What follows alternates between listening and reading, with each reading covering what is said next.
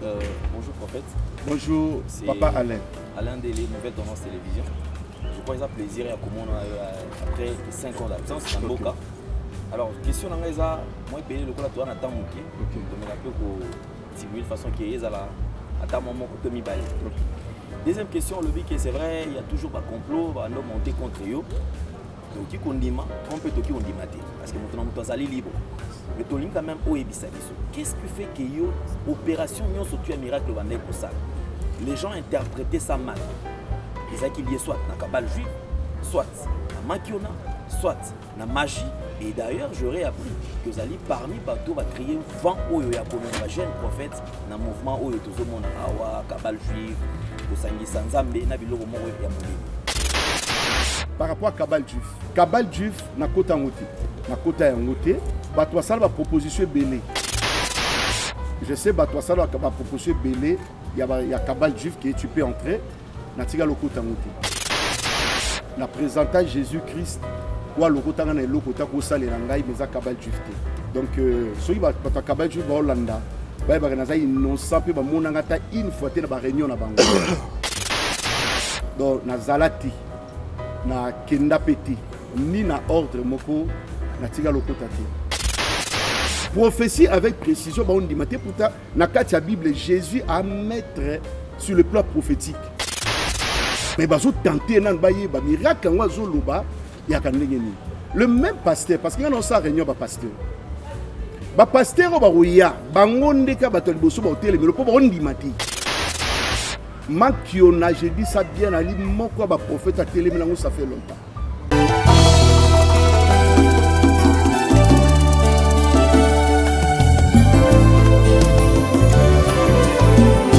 Éternel, je lève à toi mon âme. Mon Dieu, en toi je me confie. Que je ne sois pas couvert de honte. Que mes ennemis ne se réjouissent pas à mon sujet. Alléluia.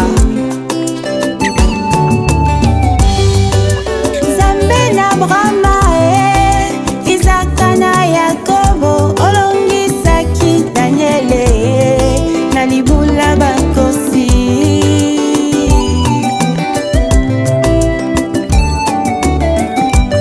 baye baluka yo na solo baluka yo na komikitisa omimonisa na bango ponini nangate.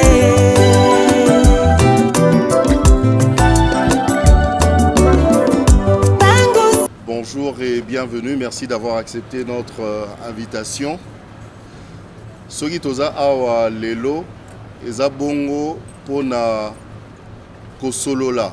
Matali 33 ans il y a ministère. Il y a prophète Israël Kondé, Otomesana Robenga bongo père Kondé. Et na conférence de presse Oyo, je vais plutôt parler d'un point de presse. Na point de presse pour nani parce que namituna o borotuna lelo tokosala pe moi mise au point il y a makambo ebele parce que pendant 33 ans quand même il y a ministère l'homme de Dieu a dû traverser des périodes aussi assez difficiles, assez corsées. Tokosolola nyonso wana vraiment botuna ba question nyonso concernant parcours naïe, concernant 33 ans naïe, il y a ministère. Et puis, question P ezangate concernant 5 ans naïe, parce que vous le savez vous tous que ça va faire 5 ans que le prophète Israël Kondé n'est plus au pays. Azabongo Namikilia Poto, Azo œuvré Kuna, ça va faire, n'est-ce pas, 5 ans. Sikoyo pona 33 ans naé ya ministère a décidé bongo kozonga na mboka pas pona kovanda mais pona ko passer milulu wana événement wana ensemble na bandeko na nyonso oyo batikalaki awa na mboka. Alors sans plus tarder na kopesa l'homme de Dieu moi liloba a mekako kotia biso déjà na kati il y a circonstances wana bien que na évoqué en introduction mais yé a bete la biso lisusu moi lisolo yango il y a 33 ans naïe, Abetali Solo, il y a qui il est pour ceux qui ne le connaissent pas, pour ceux qui le voient pour la première fois. Et pendant quelques minutes à expliquer Bisso Yango. Après, Togolé Kabongo n'a pas question, n'a pas réponse Oyo Yaye. Je vais juste nous rappeler que ce point de presse va se passer en 2 langues, en français, Oezabongo langue Nabiso ya administration, on va le dire comme ça, et aussi na Lingala, Oeza Munoko Nabiso, ya Mboka, ya Biso Nyoso. D'ailleurs, prière n'a pas que Lingala eko tapé na administration, tina enseignement, tina éducation, pour ça la bien. Mais ça, c'est une autre paire de manches. Hein? Toso, là, on joue, prophète Israël. Oui. Shalom, vous avez la parole. Loba Nabiso, moi, mon kaka. Après, Toto Naomi, Tuna Nabiso. Merci, tonton Djako. Merci, Bami à presse. Zama Pambo Labino. Presse, il y a un 4e pouvoir. On a accepté aux allois pouvoir.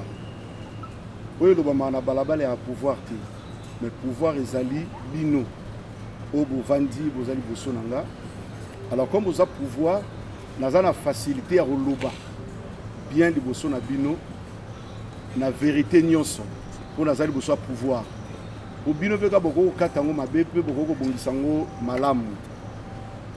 Naza Israël Konde za kombo ya famille. Israël pour na rozango ya kombo ya ministère. O epesa maki na bandi musala nzambe. Naza père de famille. Naza responsable ya ministère Christ est pour tous, la maison du sacerdoce. On a responsable nango bambula ebele déjà. On a quatre ministères, Zalina ba pasteur, ba apôtre, ba prophète, ba tobele, ba Zalina quatre ya ministère. Depuis le 14 juin 90, de naza ko exercer nous salons na sala lelo comme prophète. Donc lelo tozoko qui ça déjà 33 ans il y a ministère.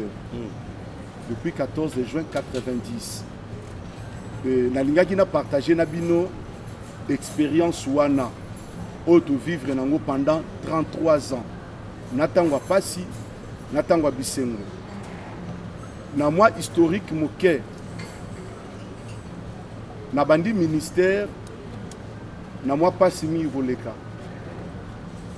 Ndenge mutu nyonso bandaka mbe na moi pasi. Nzamba sungi to banena ba groupe de prière. Mais avant le groupe de prière, na obo sanate koloba na banena bima. Donc bima aux églises il y a apôtre Bolia. Jusqu'aujourd'hui, na reconnaîtra Kaye très bien ma vie nanga comme un prophète, un voyant. Je suis sorti de là. Ndete okota na ba groupe de prière à l'époque. Donc au longwa bima, eza kokota na ba groupe de prière. Et à partir du groupe de prière, on a évolué ti na tango otozali. Mais na ko évolué wana ndenzamba permettre ki peto banda oyo l'église de réveil au Congo. Tozali parmi bato oyo ko banda na debi pona ko luka makiye le to makanisi nyonso l'église de réveil soit pe kombo ou abenga RSI. To banda kana le mirk na debi dans la composition le mirk na debi j'étais là. Toyoko koma RSC j'étais là. Et nous avons premier pasteur, Ouazaki, président jeunesse. Il y a l'église du réveil au Congo. Nous avons premier pasteur pour diriger jeunesse à Congo Mobimba, dans le bandit. Et après, nous avons conseiller à l'église du réveil au Congo. Par rapport à moi, sagesse, pour moi, je travailler, moi, c'est na bango. Donc, moi, historique, yangoana.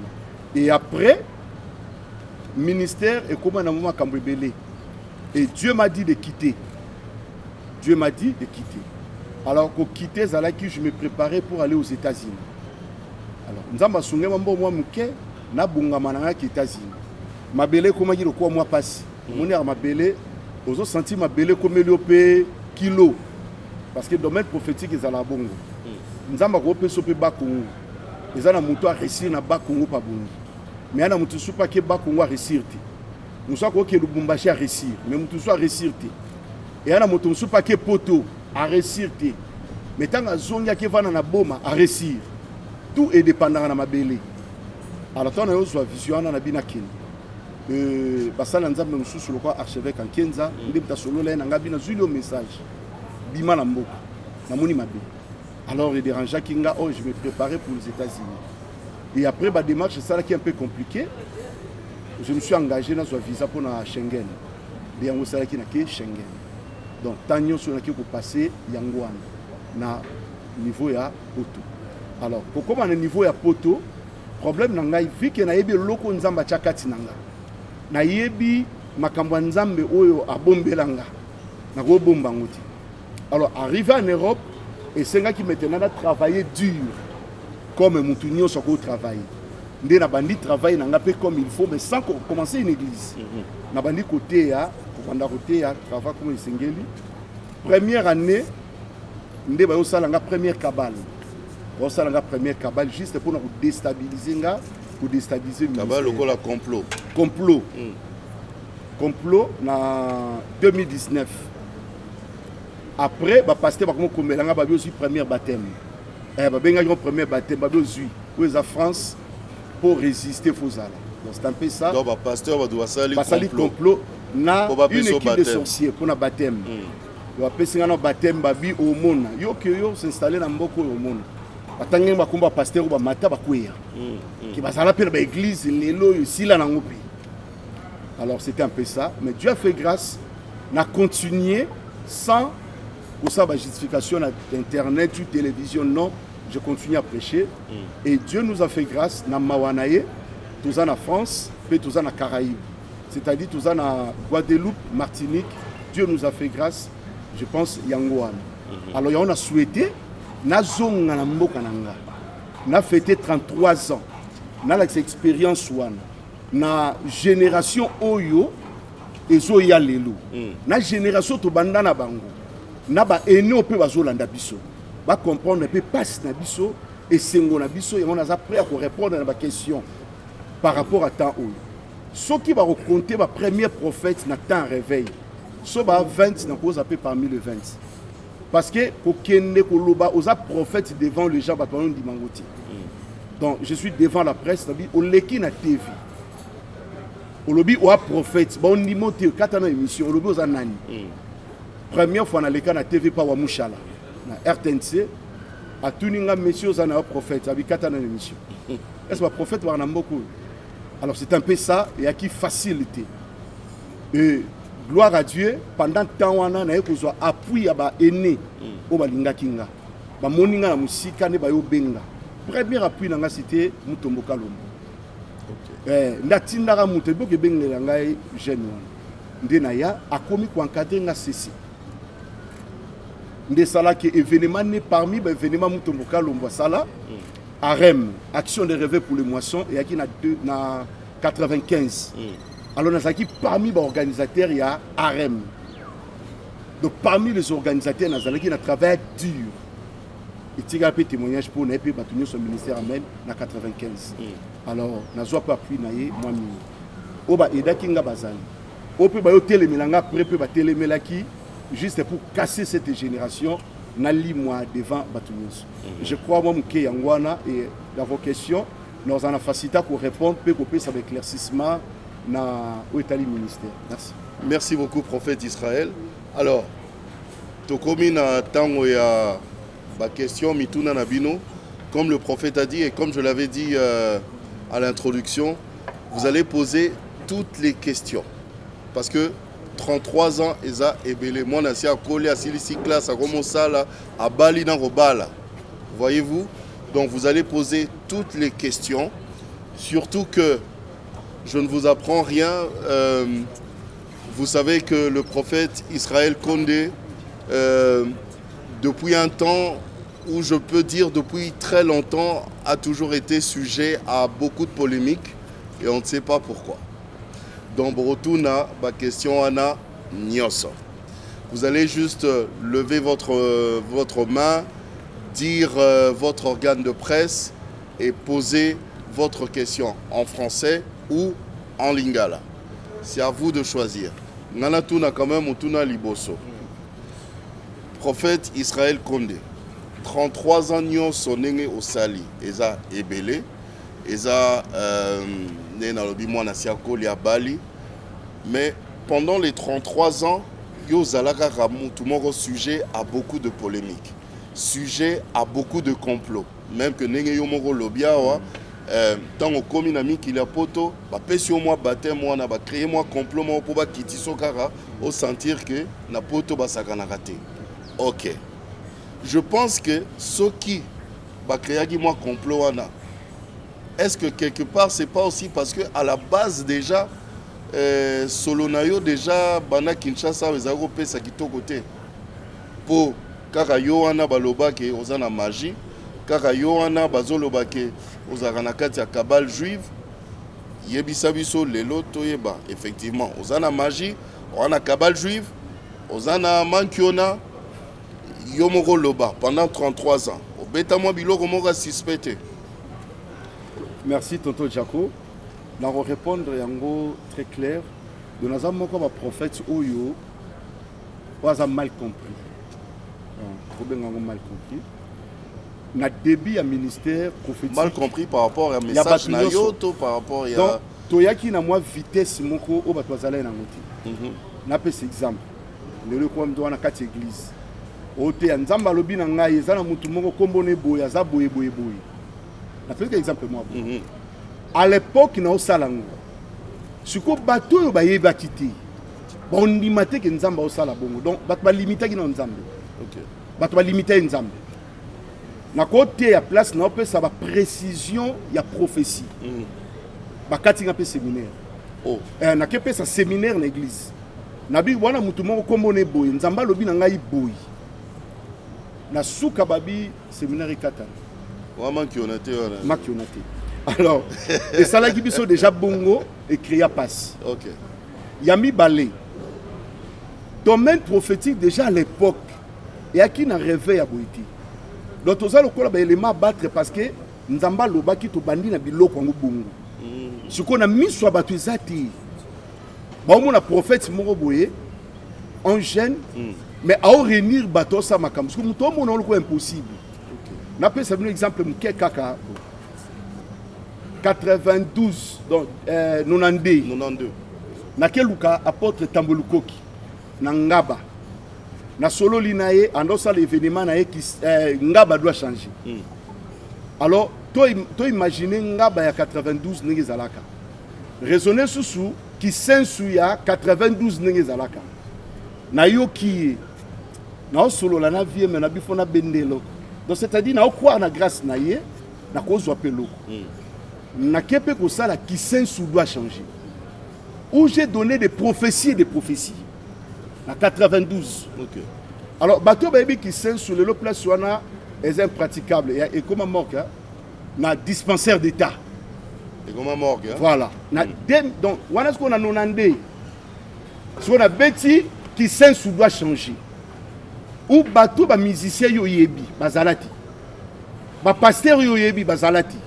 Ce que batu ba uta lemba limité bazo ya événement wana o habiti sens doit changer na bi na bengaka orchestre moko cantique de cantique parce qu'à l'époque aux orchestre wapi ba mata on a tout ça là 3 jours na dispensaire d'état où tu donnes des prophéties na nya croire ba bi que moto ya jeune ma ça blora boy ya kisi donc c'est-à-dire effet ya ba miracle ba démonstration de prophétie il y a kala ba croyant en ngoti oh ma vie est sa vie à prière donc bato ba yebinga ba yebi que vie nanga vie à sacrifice et c'est donc na magité makionate on a cabale juive na zakutute donc vie nanga takana biloko tout nous non répondre ngo donc c'est-à-dire na yebika Yesu donc na yebika Yesu donc lelo na point de presse na tombo la Jésus-Christ comme Seigneur et Sauveur.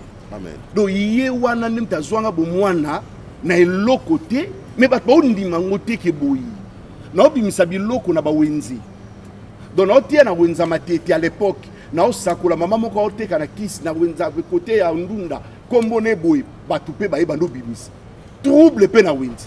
siko ba hôtel ba bi muto sala biloko saka mutakisi alors ba via kala ba ko buka o bato maboko o bozoka ba ko sala donc c'est-à-dire ka ba pasteur ba apôtre o bazalé non na biloko ngoti ba ki na facilité ko buka nga avec facilité na ba église na bango pour na kolongola eloko na zala ina donc c'est un peu ça juste ça non a problème te za kuti batali to wana kasi rien po banda nzamba zoyo pamba zoyo na eloko te mais ti okoli na ba atana ba 25e année à ministère comment moi ko changer te OK na répondre question na vana répondre à batu mususu na changer moi muke OK changement na ngeza na 2 temps eza prophète wa bandaki na se quoi faire très bien rendre au sala donc c'est mon ami donc ad comme ami te parce que tu es banikala amen wana ezala ki toi vraiment ba mi akala et lelo na joie pasteur alors à l'époque non c'est quoi faire nazara mukie na moi buki nanga bel homme wa normal ou roule na voiture habillée mais prophète à l'époque parce que Cinemax na celle on a 2000 Cinemax na 2000 les jeunes au moment na simana wana na botamiti ya botamina 2001 c'est deuxième fils na so on a 2000 na celle déjà Cinemax ça oh le était comme anine siko ya ki na ok c'est quoi fait bon après quand ba kabale leki ya batu ministère au lieu que mata bandi ko sala okita na tawana na ke mangingi na kesu ko bondela nzambe ndene ozwa orientation de travailler comme un végétarien na loi moko lokola Jean-Baptiste na kota ba prière ko lela pa nzambe na moni ke ministère ekufa oliaka ma banki onyo kwami alors obimana nga wana na kati sukite na kati mandefu te siko lele bimasuna ba veste bu rien na reso mona banzambala ya wa pembe na kato natinda mwana moka keso menga kutaba mizimana nzama pambola bango moi 3 ya pembe na bi mikolo na lata na kabu donc ça n'a rien à voir na sorcellerie ça n'a rien à voir na magie et ça sacrifice na komo lata na ngabungu siko na kolata wana chaîne moko yo bimasika Molière OK alors na keluka papa Molière papa comme il a une ba stratégie atabi bien sûr soit espace na bande espace ko na Molière moto ce que les kayi makasi nde sikoyo balobi voilà moto aza kuma mutakisi tale la telinaye tala nenga tiki suki tala nenga tiki mandefu oh ya qui sacrifice là donc c'est un peu ça c'était un choix et un choix rien à voir na spiritualité rien à voir na sali 5 ans na poto na ebi salon de coiffure ti OK dans 5 ans penza OK qui se lance en premier oulala Alain Délé OK tu peux approcher carrément pour que le son passe bonjour prophète bonjour papa Alain Délé nouvelle tendance télévision je crois que ça plaisir à comment après 5 ans d'absence dans Mboka alors question na ngeza moi payer le cola toi na temps moki de me rappeler ko de façon que ezala ata moment ko to mi balé préoccupation na ngeza boy tout à l'heure on est allé biso au moins une petite histoire il y a 33 ans d'expérience il y a carrière na yo et puis 5 ans d'absence na Mboka na biso je me rappelle avant le Mboka zaki parmi ba prophètes oyo ba bouger Kinshasa on parlait de vous partout na ba médias surtout no bon na ba émission no ba lo sala na komona to mona que ozaki déjà stable mais awa pendant que zo betle sur le solo na yo o longwa o lobi kenzamba lobité il faut o lo quelqu'un déjà stable ici au pays mboko bato ozaki na mikila poto banda ko luka ba pe pas comme stable awa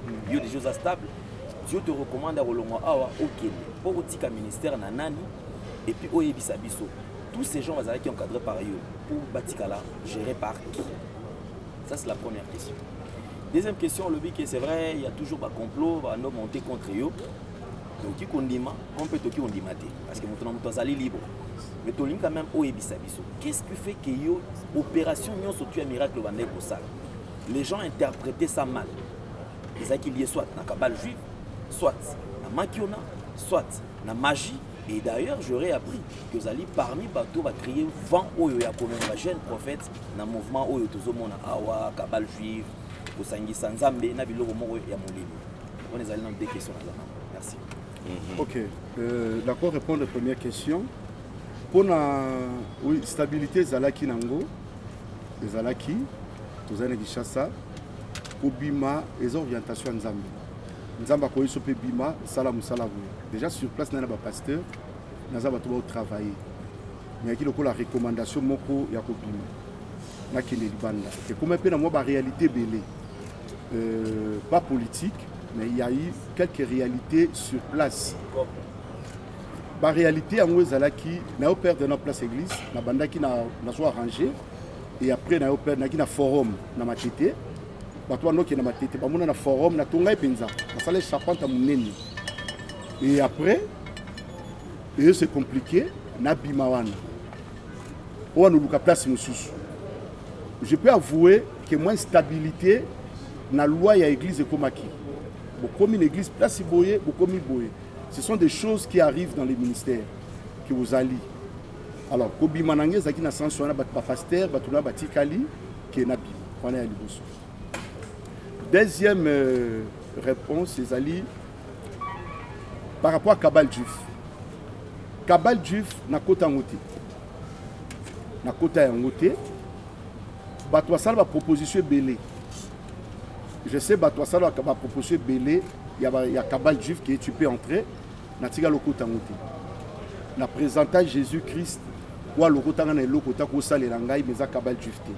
Donc soki ba Kabal Juif ba Hollanda. Innocent pe ba monangata une fois te na ba réunion na bango donc na zalati na kenda peti ni na ordre moko na tiga lokota te. Troisième question c'était quoi? Je pense qu'il y a wana. Donc qu'est-ce qui fait que miracle OK. Miracle miracle nao ba interprétant encore net image. Miracle ezalaki ndenge nini? Ezalaki baza ko interpréter ba to bazo interpréter parce que esala mela banguti. Nazo croire na miracle à 100%. Na bande ko accepter ko ça la jeune au sali na 5 jours. Au sali ba jeune à sec na la ndali banda 40 jours 40 nuits. Donc je suis un homme de sacrifice, ya makasi. C'est ça ma vie. O ba to éviter. Donc vie na ngeza vraiment vie à sacrifice oyo je ne sais pas comment je peux dire. Lelo ba montagne mangenge komi. Lelo ba luzizila ba campus. Tout ça moi bato liboso ndimi utigi ndauna matana yokuno ke vanda to yekoli elokwana siko bande usaba miracle makasi ba ko accepter ngote papa les wa kaka na lo kaka Cinemax makena sale belé Cinemax kaka bato baye ko ka telemi na porte sikoyo ko kango ye mo ga douter na nganana. Quand on a telemi, si moi si na abi bato ba wata magie. Soki na koti na kovanda. Comme na telemi kana simba ke lamba na e to bima. Ba yo mate ya te ba kinda. Famille na ba benga après 2 semaines ba vérifier sur ma collaison normal. To aro kuzonga koka. Donc bato ba ka vers biso. E mo ba ndima biso na mte. Mais bazo tenter nan ba ye ba miracle ngwa zo loba ya kanenge ni. Le même pasteur parce qu'il y a un réunion ba pasteur. Ba pasteur ba roya bangonde ka bato liboso ba hotel mais le po ba ondimati. Prophétie avec précision ba ondimati pourtant na kati ya Bible Jésus a mettre sur le plan prophétique. Avec yo kombono boy na Jean 4. Kombono boy akuna mibali boy okuto tiki kuna za yote. Siko nzamba kotanga na dimension ya Jean wana. O solo la muto biki mondo zao. Wana mibali boy.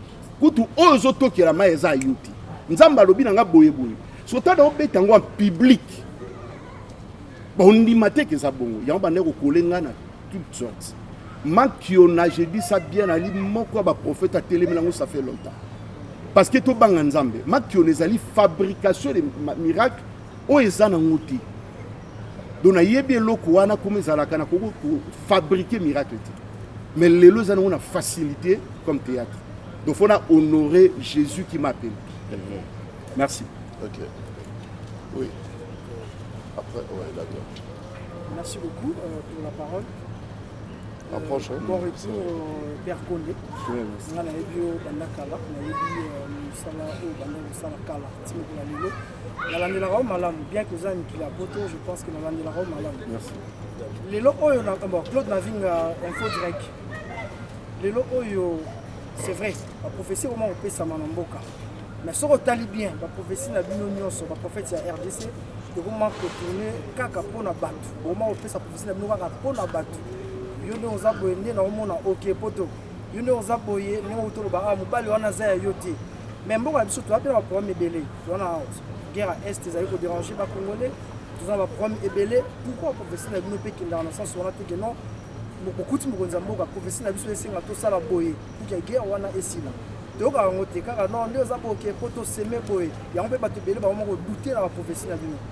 Et ya mi balé quand ça la 5 ans qui a poto oyenga na bien na idéologie ya sacerdoce eratarate au dégro comme ça ngo eratarate donc pas tout pas comprendre que l'homme ezala wana makio wana pour erater jamais pour rater pe sacerdoce eraté pe nzamba à répondre autrement mais yo eratarate pour comme ça on makasi pour na yamba na ba monsieur belé à l'époque wana na ebi mais le lo ça so uti poto oye oui, la idéologie ni car sacerdoce eratarate to contre ça moi lo asika pour boba tabachumi si to timbe la bino mais pas peut répondre. Okay. Merci. Très bonne question. Oui, question à nous répondre en gros. Yami Balé, toi, il n'a pas dit à Liboso par rapport à la modèle à la prophétie. Pourquoi vous avez au petit chef de l'État, au lobby n'a pas Tala, mon chef de l'État, Tala, pour la guerre à l'Est, Tala stratégie boy, il faut tout ça, Nzamba lobby, il faut tout ça, boy. Nous allons répondre en gros, Dieu m'a fait grâce dans le domaine où on a prophétie, on a fait sur le plan, on a prophète des nations. Et ça, domaine Moko, Dieu a fait grâce totalement dans la province, il y a Congo, mais par rapport, il y a plan prophétique. La Bible est plan prophétique. Dans le domaine à Est, nous avons Moko, le prophète, pendant le temps de la guerre, à Zui Batouaki, à Est, pendant le temps de la guerre. Nous avons prophétie. Na nosepe na bakonzi ke nzamba lobi na ngai par rapport à est ezabui maki ba soutenir ba pera mbongo timi na zo mbongo nanga na équipe to bongisi na ke est mais avant na kende Dieu avait fait grâce na saluer ndekwana aidenga mingi se mbuyibwebu. OK, directeur mbuyibwebu ancêtre ba yo zwa wana raga ba zui signal ya nini international aibi singa lobi prophète, chaîne na biso comme soit partout. Mais na moni muto ko ko aider lobela libande za yo poso bambambo. Nde ba pesa nga espace gratuit na antenne na raga antenne A. Siko na yo ko ta raga et sala ki ke est landa bien. Tant na pesi ba message nde na kinda na est. Na pia ba prophétie. Na mona na manière moi sagesse mu kenzamba panda opesa nga na opesa ba prophétie à nation na télé. Mais ko lukande bakonzi en face ba pesinga autorisation nde na kina est na travailla na est makasi et puis à son âme muto ayembaki nga bien général Mayala yemta yaki base militaire kuna et puis à son âme bazalaki adjoint na ye c'est qui encore l'adjoint à général Mayala waki na demia ba tokufa akufi pe na Delphin qui était un frère pour moi. Delphin qui était un frère. C'est un colonel Delphin. Colonel Delphin et général Mayala Bayambi dans la Est. Nous sommes obligés de na Est. Na pas ça message. Je le fais. Donc en dehors de la prophétie, une fois que nous avons dit que nous avons un pasteur, nous avons sa prophétie. Le pasteur, c'est un prophète. Mais quand nous sommes bango, nous avons nde babi yo amutakisi osaninya. Donc bref na sola na bango pe en secret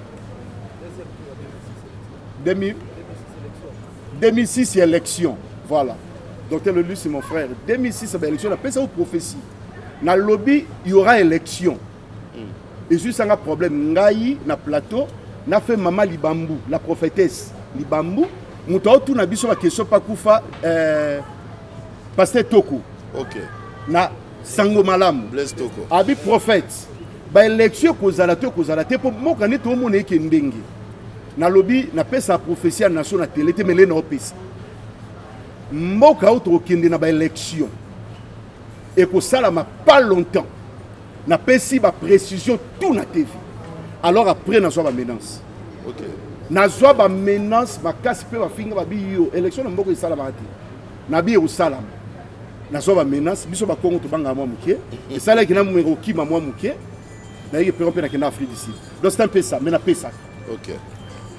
Bitumba ya ba Congo. Na pesa na précision. Wana osongi. Bitumba ba Congo yindi. Et comme ba problème makasi. Na ba Congo ezalaki Mamba di bundia compliqué moi à l'époque mais qui compliqué. Et Dieu m'a dit de partir. Na me makimia. Sikoyo na kendeni na ke okuta na bakunzi. Alors moko apesa nga faveur parce que okuta pe prophétie. Il faut porte mon refongwa melayo. Na saluer pe ndeko ta fongola nga porte. C'est le général Rams. Na cité comme on est dans la parole. Azalaki mokonzi kuna na bakongo. Nde na kota na fana na leti. Na sala musala comme il faut. Na déclarer na ville mobile. Mbatimba gouverneur. Na sali ba déclaration et gouverneur ayambinga. Mais mukile ebiti. Wana tu ara domaine la prophétie. OK. Donc na sali yango cessé. Parce qu'il y a une nation, il faut respecter la nation.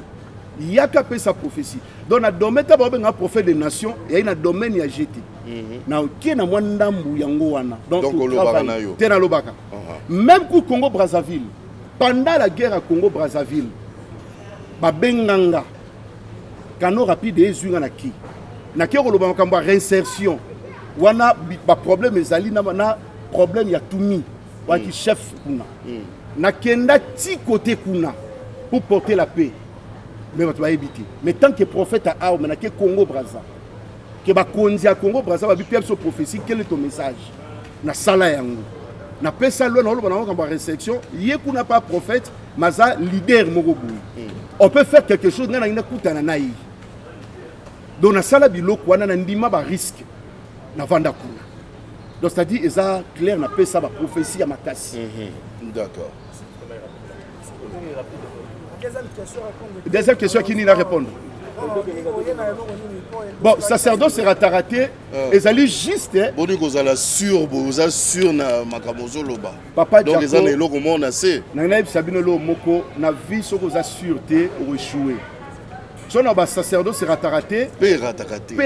Et tu vas paix au raté. Et tu vas paix au raté. Si quoi et logo moi ils en a c'est. Base d'Indaïs. Formule à 12 pierres. Donc c'est-à-dire le Dieu d'Abraham, le Dieu d'Isaac et le Dieu d'Israël. Donc avec Dieu, nous ne pouvons pas échouer. C'est ça que le sacerdoce sera raté. Et dans le bango avec force. Nous avons pu voir idéologie Mandela. Ce qui est raté, c'est qu'ils ont la makamu zobungam. Parce que Mandela même la prison est au Lobango. Alors Zalaga prison peut raté. Donc à Lobango déjà. C'est-à-dire ngapé na part na ngana koki jamais ko ebisa mutu. Lelo to mona mutu obela et pas pasteur mais pasteur zo ebisa moni maladie mais là ba kisi so makasi. Ndenge eta okomi nango mama bo bongisa cercueil. Oyo ba rétroviro PC po sida na moni beti nzoto. So bengi père Kondo ça n'a jamais bloqué. Na oloba ke raté, Dieu peut guérir cette personne. Là c'est la foi. Ça c'est la foi. Dieu peut guérir cette personne. Donc naye penda à l'agonie mais non ba ki ratarati. Donc on ndima ba risque wana. Ti lelo na confesser ngoka ke sacerdoce sera raté na changer coup. OK. Bonjour. Avance pour que le son. Merci pasteur Japon. Bonjour Père Condé. Bonjour. Merci pour la parole. Nalandi au moins mingi rapide pour la parole.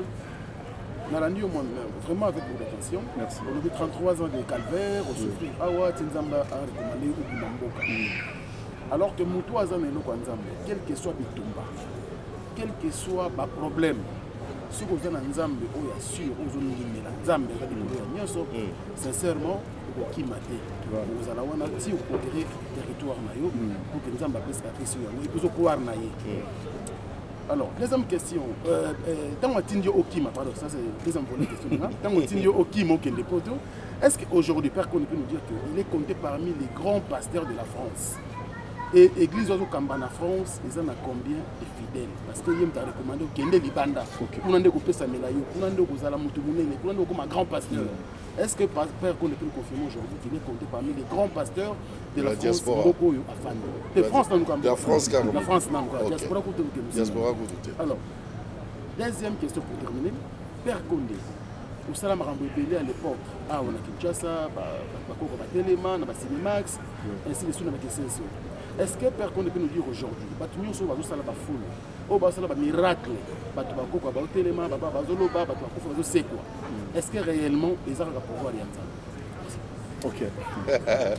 Merci. Donc c'est moi à côté pe na idée na penser ya batu wana bazo ndimaka te. Oui, bon, yoza na Nzambe. OK. Pourquoi OK? Non, répondre Franck Stémaï. D'abord, merci Franck Stémaï. Là, c'est mon frère.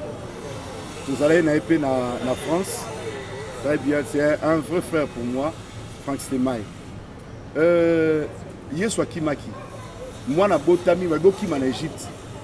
Yesu tu memi en Égypte. Fait ba kimara ta kota famille na bango. Vraiment. Mais ye ba memi ba kimi se babi. Hérode anga saloma asala mwana mabe. Bokimi sai. Ba memi kutu en Égypte. Ba bibo zela jusqu'à ce que Hérode a Koufa.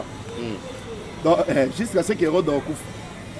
Alors, on a répondu à trois hommes à BT parce que l'événement sous Kangana Salaki en 2018, il y a qui pour organiser une élection. On a pensé que nous avons postulé. Na Salaki na Fikil pour organiser une élection. On a été en contact avec le gouvernement Bakondi pour organiser une élection. Alors, on a Salaki en haut. Mais après l'élection, on a fini. On a kimité. Déplacement, ils allaient juste se ressourcer un peu. Pour nous avoir monyango bongo. Ko bimato ko kima eza pona ko se ressourcer moi mke. Et ça linga pe bien. Et ça linga bien moi mémoire vanda. Et permettre pe na tanga sur moi mke kuna. Ko to pe na négliger ki ça ki na tanga. Moi mentalité mususu pe ekota. Parce que awa na ekolo mususu kuna pe na kekula mususu. Donc, échanger un peu moins l'eau, il y a un plus c'est Bakisami. Est-ce que vous avez compté parmi les pasteurs? Oui, il y a une réponse. Pourquoi on a un poto, on a un zapika à compter. Pour ça, on a mis l'ongoli et simbate. On a à compter parce qu'on a coupé l'église de réveil, mais on a pas conseillé pour l'église. Déjà, moi, dans la salle, j'ai un événement miné ne peut pas poto. Cause à moi, mon nez banana moko outil. Place au Kende Zabon. Ce que pour toi qui panango 5 membres, 10 membres, 20 membres, équipe à thé. Au gros, tout ça, on a 5 membres en influence dans Moko. On a 30 à peine influence dans Moko. Mais personnellement, Makambu ça va. Malgré Bakuna Zou. Parce que nous avons perdre. Dans la église, nous avons répondre à Franck Stémaï avec beaucoup de regrets dans les locaux.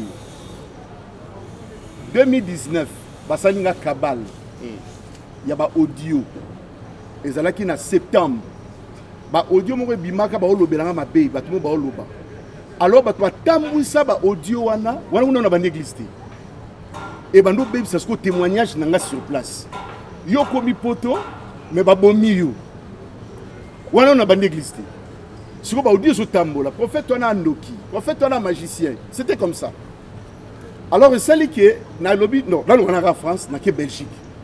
Si on a bien qui fait en Belgique, on n'a pas église. Pour nous, on a moto et bandi, comme on a sa premier baptême, on a moto qui est au Boumila Makamboa. Bon, finga yo menace, bino bozela, bino kindogina, bino kisna bino.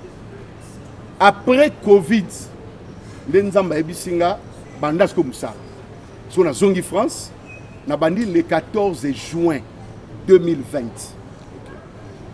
Na bandi 14 juin 2020, na salia, na offre à 2000 € par mois. So tala yo ke banda, mais na salia 2000 €. Na résisté na salia wana batu bakomi ebeli. So na bi ebeli na Saint-Denis, batu ebeli. Wazo bando kelenga déjà deuxième kabale. Ngaja na okende mindele batu mwindu batu nyonso ba oya na église. C'est la première église au Biaka 14h. Na poto prier 14h, t'es pas nous soyez na misala. Mais on a signé 14h. Batu ba ya kebeli. Qu'est-ce qui s'est passé? Mais on a préparé Siloé 2021. Nous avons Kabal, il y a audio en 2019. À complicité de plusieurs pasteurs et quelques pasteurs, c'était pasteur à Matete, parmi les Kabal. Et je le connais très bien, je l'aime beaucoup. Mais c'est lui qui témoigne mal pour moi. Là, vous comprenez tout. Alors, ba créer ce que ba zu batu mususu ba sangisi bango ba futi mbongo na ba internaute ba bibo boma mutoyo papa no yoka sonite ya yebi aye utabenga na yebi albi opprobre ntabisi loko to sana mission na poto abi basalir yo makasi sondo basalir congolais ko biso apoto so basalir yo bongo bima église surtout na Paris. Surtout na Paris. Paris que ça mboka mo za compliqué. Batu benga ndo bima église. Oleg église e mata et kititi. Ba mo ja pasteur ando kiti. Pasteur ando ki ba yana ba souté. Déjà ba nyoko mi déjà na ba déception akala ba pasteur ba yoka. Ba kanisa ki o mutu malamu. Ba nzaki o mutu malamu ayi OK yende kutumka mabeli susu tala mamba osala. Église e kiti. Ce qu'on a volonté en Nzambe, ndapesinga bantier na mindeni. Lelo oyo, Dieu m'a fait grâce, il y a reçu na place nanga moko mais na Caraïbes. Donc place bo finganga, Nzamba oké tombola nga côté mususu. Église na kuna Congola zati, na témoigner. Ozo louété. Na louété. C'est une faveur que Dieu m'a fait. Na Caraïbes. OK. Place au Congola zati ba mona lingala ti. Solo bana lingala ba oyo côté. Si vous avez des Congolais, peut-être après l'interview, nous allons permettre aux Congolais de se faire que nous sommes innocents. Moi, je suis innocent. Nous créé l'église des alliés. Baya basambela nzambo wana bikisaka kangulaka afungola bavia bato afungola. Parce que minute on préfère que na va na Guadeloupe na fandi nanga kutumale. Aha. D'accord. Alors, miracle. Deuxième question qui nini? Oui, Nana répondre en gros. Et fait à Makiona, c'est l'histoire vraie. C'est l'histoire vraie. Quand on n'a pas Christ, quand on n'a pas vrai Jésus, tant on continue la vie charnelle, au message n'a pas publicité sans Jésus, il faut qu'on t'aille à Makiona. Bah on l'entend ba bien. Parce que les loyaux, bisoto beaucoup ami, ba bon que ba yotea. Intercesseur na à podium. Vous priez Jésus. Avant ça la campagne, au quotidien nous retraite. Toye ko Yesu azali Yesu azatolule laka. Mais wa lelo ya la insulté a trop sûr ayebi que si ba fongo lelie matière. 4 koka ba hôtel mana kilt na ye, des aveugles ba rumuna. Et landela bango bien, il y a pas vie de prier. 5 numéros de téléphone. 5 numéros de téléphone. Basi ba eli. Ba yebi nyonso. Alors tout cela ezali ko zanga Bonzambe ya solo. Moi je prêche le Dieu d'Haïti na bala. Je prêche le Dieu de Bolia. Wa batisanga na mai. Na tricharaté. Je suis devant la télé. Na tricharaté.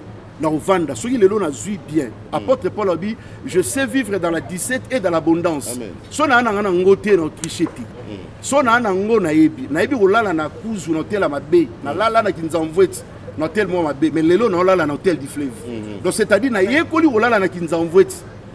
Que na butu ba ola musabino mwinde bumami et wando ziki sabilo bo pour quelle mission na lala na kinza envoiti siko nzambo wana peka mtalali singa awo do c'est ka nzamba so voilà. Alors les amis, voici en principe pour le point de presse on devait faire 45 minutes. C'est 45 minutes maintenant. Donc je permettais que je prenne une dernière question et comme ça nous allons clôturer, hein? On va faire ça comme ça. Sorry, sorry, Bamisusu. Voilà ce que nous allons faire. S'il vous plaît, voilà ce que nous allons faire. Pour les autres, bref, merci. Oui, Moko, Yamikuse. Voici ce que je vous propose. Merci. Pour les autres, vous pourrez créer des émissions dans vos émissions respectives pour recevoir l'homme de Dieu. Il est encore là pour ça. D'accord? Sinon, Torolé qui s'attend, normal, il y a point de presse. Point de presse, c'est ça la gare. Voilà. Donc, Maman Yotuna Peka Moko Namukuse. 33 ans, et non seulement pour célébrer 33 ans, Nabanda y prière pour les élections, tant que Salamaki, et Koya Nangape. Nous avons une prière par rapport au processus de l'élection sur le électoral par rapport à mon pays. Donc nous avons une moi likamopé na sala na sansouane. Très bien. Merci beaucoup. Bonjour prophète. Je pousse à la maman.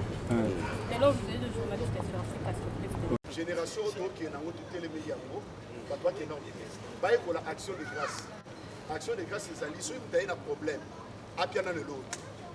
Ce que Simbi si mandat au l'action de grâce. Bon la prophète est bébé là. OK.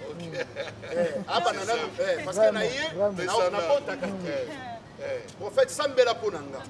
Na Sambela au robot l'année prochaine. OK.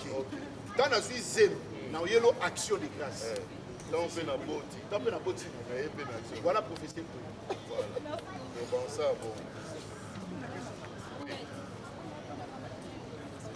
Si on répondre, on a une faveur et un papa Djako, mais on va répondre à la question combien on a répondre, il n'y a pas de problème. Si il y a des combat, on peut venir répondre. Alors, nous allons répondre à la question, il y a des chorales, il y a... Avant, c'était une personne, des acquis à... Pourquoi bailler moi, je peux répondre, malgré tout ce qu'on dit sur... Moi, ce que je peux dire, pour faire sa justification à ma bénévole sur Internet, et ça la caca oui bon.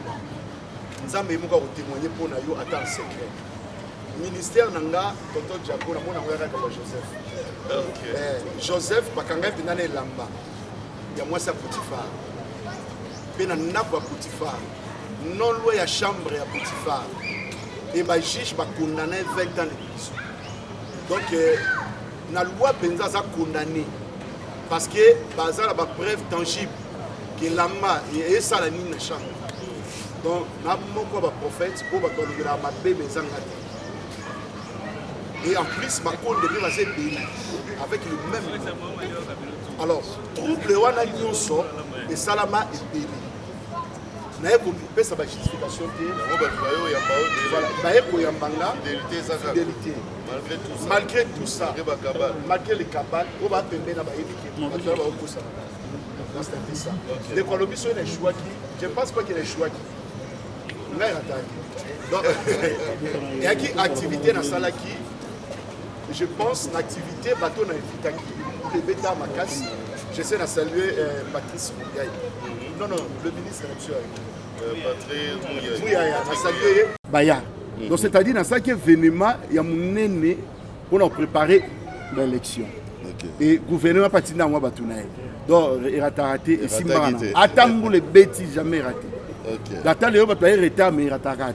Donc pour nanga na vandeliwa. Voilà. Par rapport à des questions, il y a Bron. Les loyaux, quand il y a un Kishasa, ils ont relevé défis prophétiques. Pour relever Yango, pour qu'il y ait un Sengel. Si on a le prophète des nations, nous avons défié Bangote, mais on a eu Sabango, qui est parmi les premiers prophètes. Ceux qui sont bomi, biso makasi, oh tout est compliqué. Moi j'accepte parce que via internet na ba stratégie na bango ma casse pasteur a bandé église moins de 6 mois à 2000 membres a respecté oti ata beaucoup te na nzela ku to longolo na nzela na batu lelo ba sa ba stade ba za ebele awa na tanga ba kombo na bango te mais bazali bana na biso ki baka luka biso na ndaku bana wona lelo oti mais lelo na plaire internet na makiona azupe mbongo ebele parce que maki on est foutara. OK. Maki on est foutara makasi. Ako tonga pe église na seconde. Parce que a beti professeur le couta joueur mo papa mbongo payé a salipé. Parce que mutu abongo respecter ne bisoti. Ba obenga biso sikoyo ba vie les pères ba choua. Parce que lelo na génération na ngana ko loba ebele lelo pe bazala bomolité ebele pe ba perdre. Mais o pe baza en vie. Parce que mati tellement makasi. Sacerdoce, sacerdoce, les années, sacerdoce. Le sacerdoce, c'est la prêtrise. Et puis le programme, il y a Nengoye. En plus, et ben ça va tout pour rien. Babé n'a vie sacerdotale. Et ça comme ben ça va tout pour rien. On le la sacerdoce, mais ben ça va. Nous t'avons fait ça aïe. Et à bonganga nzambe. Charles laisse à yemba kango. Bonganga nzambe. Mike Kalambe pas yembango. Et alors, bonganga nzambe. Contredire juste bonganga Satan. Et moi, je parle du sacerdoce vrai, pour contredire le monde. Donc, bonganga nzambe est raté. C'est ça, Yangwana. Programme Nangezaboui. Le 26, à 9h30, 10h, on a pour 2 heures du temps. Le 26 août. Août, on a célébré Naba journaliste. Pourquoi Naba journaliste? Na bandi na pas trop na ba journaliste ami nanga penza ba problème kendi batu nanga bango doto bandi na pas citoyen bi penza malgré personnel jing na wesh waki batu na ten anga na bandi na ten donc ça dit to yebani donc na célébrer na bango so to lia gâteau to lia na bango le 26 et ba journaliste so ba Hollanda to za na Carrefour des Jeunes na Matungi les à 10h juste to kutani Tout ça, les sensibilisations à ma cité parce que base dans sur le place, ça non il y a ma cité. Pour la sensibilisation à Batunios. Mais ceux qui ont dit ma bino ne beaucoup idenga, il y a pour sensibiliser Batou pour le 26, tout na Carrefour de jeunes pour 2 heures du temps où tu vas célébrer le 33 ans. Je pense que c'est le programme Yango. Et pour si ça va dans sa parole, pour nous remercier Bino. Merci. Nous remercier presse, Boyedenga. Presse et booking à ma casse. Donc, bon délibino pour Boyedenga. Donc, je suis rien pour rien. Je suis ça la justification. Je suis attaqué à la télévision. À l'époque, je suis au conseil. Personne n'a maman langue na papa langue. Je suis répondre à la télé. Maman langue Israël comme Kate. Ce que je suis na TV ou Mibomi. Et ça qui n'a répondu à la télé. Mukonsu ba fingi ngaka na télévision babi na commission ni balobi apporte tamboko ka bisinga ko meka ko répondre te ba réponse à batwana yango sala ti lelo na lobaka te ata ba ofingana na répondre ka c'est à cause ya bango ba pesa nga conseil. Donc c'est un peu ça. Oh ba lobarizaka lokuta juste pour terminer ba okiope o tiotia moi si mon conseil. Voilà, tane c'est le raboy. Donc je suis rien pour rien. Donc je suis rien pour rien. Et en plus, pourquoi on a répondre à l'Okwana? Moni bateau ba la biso. Et ça complot. Ce que complot on se pela nango. Pourquoi ni non se pela nango? Et ça pour bateau ba vanda pembe na biso ne ba bo mabiso. Moni bateau ba pembe na biso. Ba rapporter na ba journaliste ba message au biso to zati. OK. Ce que bango ba na facilité à koloba avec précision moko boye. Mais ça n'a pas été. Tout le monde qui est une fille, m'a poussé, m'a laïboué. Et ça peut être vrai. Bah mon qui est une sœur, moko, azaboué. Mais il y a l'autre. Mais tant qu'on amplifie yango, bah on le voit que toi on a pas preuve. Preuve on a ni, mais tantôt tu as quoi faire dans nani. Donc bateau bah bon makabiso. C'est bah preuve pèse à rabat voice note. Voilà. Qui n'a pas voice. Ce qu'on a tu vois surtout mon on a des affaires tu es nazara tout. Moi na batozo là vraiment. Voilà, yango naka. Et là tonton Jacob Lobi c'est ça. Voice il y a 2019. Oh bon, il y a 2019. Donc même Voice sur Babo Melanga, il y a 2019. Donc c'est-à-dire le monde est ça la rabongo. Ba créer na bon ba kabal na bango. Et nous on n'est pas là pour répondre. D'accord. Donc on n'est pas là pour répondre. Yango ponanga na ina. On va pas insister là-dessus. Non, on peut pas. Je peux pas parce que bango ils savent ce qu'ils font. Na yo comprendre parce que bino ba journaliste, ba la bino ba dossier. Moi journaliste ba la te na dossier na e. Banginan et uti wapi parce que mouton y a le dossier avant d'appeler yo n'y en a bien pasteur matiti n'est bango mais les pasteurs Dieu me voit au nom de Jésus il témoigne devant les gens je connais cet homme en akaba si vous yo vanda pi minga mutamatiti bon y bon libe mbala moko na keti na église pasteur aux interpréter au avant ça va ça réunion mutuana a epoto na sa boye apia ba précision ce qu'on a yoté à place pasteur wana pa mutasongi songi bien abi me yo lo baki ya zaboy ngana tunya bi omoni na ngapi onga pe na yo kati donc mutu moko ta ko na preuve abi ki simba ki so sabo lote je lève le nom de Jésus nzamba iti na bala yende mutaza nzambe na ngai tina osambela po donc on a fier de vous présenter même mes enfants bazawana aka ça vient donc elle c'est ma fille azo porter combo ya fondation biologique. Oui OK donc c'est ma princesse.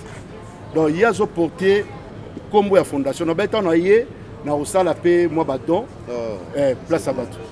Tout ça là sortie officielle na IMCA. Wana na 5 ans. Sortie officielle la fondation na Acacia. Donc le Lazali wana na université. Donc pour moi c'est ma joie. Taba toi lo bamabe mais moi je préfère encadrer mes enfants. Bam matabaz à la bien. Israël est là où Israël vient. Yazandoyi Yes kwa Zandoyi auto si c'est université. Auto si c'est université. Bande connait msusu bazate. Bande connait msusu abazate donc c'est-à-dire nana bana. Baye bara mutu na fruit.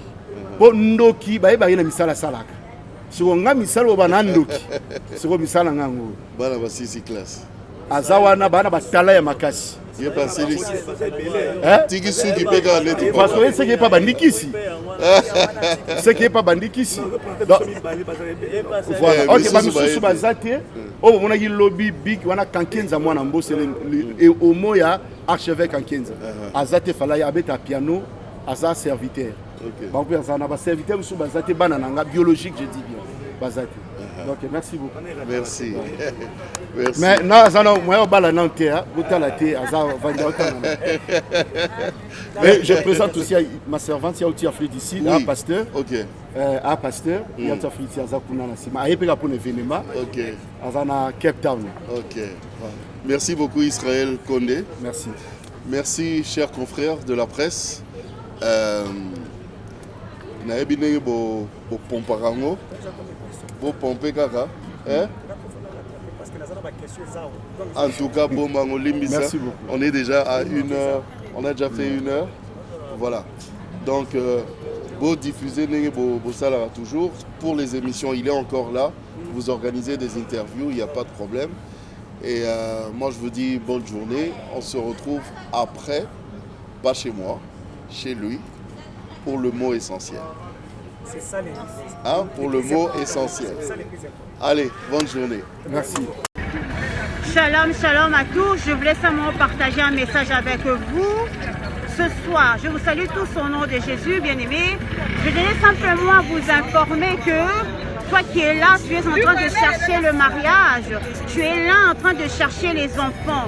Tu es là en train de chercher le voyage. Tu es là en train de chercher la guérison. Tu es là en train de chercher une stabilité de maison. Laisse-moi te dire que notre Dieu, l'Éternel des armées, a un marché. Le marché de l'Éternel est gratuit. Le marché de l'Éternel est ouvert H24. Bien-aimé, Nzambazana Wenze. Nzambe eza gratuit. Eza kofungama H24. Oh, nyonso lingi dans le marché de l'Éternel, tu vas obtenir, bien-aimé. Si tu veux un mari, Dieu est capable de te donner un mari comme tu le veux, qui soit mince, gros, musclé, comme tu veux. Dieu est capable. Pour la situation qui te dérange, notre Dieu a un marché. Dans le marché de l'Éternel, il y a plusieurs rangées. Maintenant, va choisir. Parce que tu fais partie du royaume. Tu es un enfant de Dieu. Monte en dimension de la prière. Nous sommes à 4 h du matin. Apprenez à vous réveiller le matin pour prier. Apprenez à vous réveiller le matin pour commencer à prier. Quand tu dis Seigneur, moi je veux ça, le Seigneur va te donner. Nous sommes des enfants de roi de roi. Personne ne peut marcher sur toi. Tu es la lumière du monde. Tu es le sel de la terre. Ah ah ah ah. Mais comprenez, il y a un secret dans la prière. Tous un ensemble capable de façonner, il y a qu'à changer, il y a qu'à restaurer. Notre Dieu, 3 fois ça, il est tellement puissant que nous ne réalisons pas la grandeur. Il a un marché. Tu as une maladie incurable, rentre dans le marché de l'Éternel, tu vas trouver ta guérison. Kota na wenzanzambe guérison ezali. Kota na wenzanzambe okomona libaya mobala malonga zape na makambu. Kota na wenzanzambe, tu vas trouver un joli garçon qui a tout. Kota na wenzanzambe, tu vas trouver une grande dame, une femme qui a tout. Azape na makambu na beauté na ye. Alléluia. Nzamba ana bane. Ha ha ha. Bien-aimé, avec Dieu il y a tout. Dieu c'est la paix. Dieu c'est la sincérité. Tu es serein. Tu es en train de marcher la tête haute. Tu ne peux pas badiner. Tu ne peux pas trébucher. Alléluia. Quand les gens te regardent, tu portes le fruit du Saint-Esprit. Quand les gens te regardent, les gens doivent dire Wane Nzambe, oui, Nzamba Zana Bana. Je m'adresse à toi qui me regarde. Je ne connais pas ta situation là où tu te trouves, mais Dieu connaît ta situation. Ce que je peux te dire, monte dans la prière, monte dans la prière, monte dans la prière. Connais-tu le Dieu de 4 h du matin? Le Dieu qui appelle à l'existence de choses qui n'existent pas. Comment toi tu es chrétien, tu ne dors tout de minuit à 6 h, de 20 h à 8 h? Non! Réveille-toi la nuit, commence à prier. C'est ta bouton à opposer sa solution à ton bien-aimé. C'est ça la vérité. Dans les situations qui te dérangent, au lieu d'aller papoter, de parler, de discuter, personne ne peut te donner la solution. Il n'y a que le Fils de l'homme. Bien-aimé, rentre en profondeur. Kotamozindo. Alléluia. J'aime Jésus. Alléluia. Samba na bana. Tout ce que tu veux, il y a tout dans le marché de l'Éternel. Et pas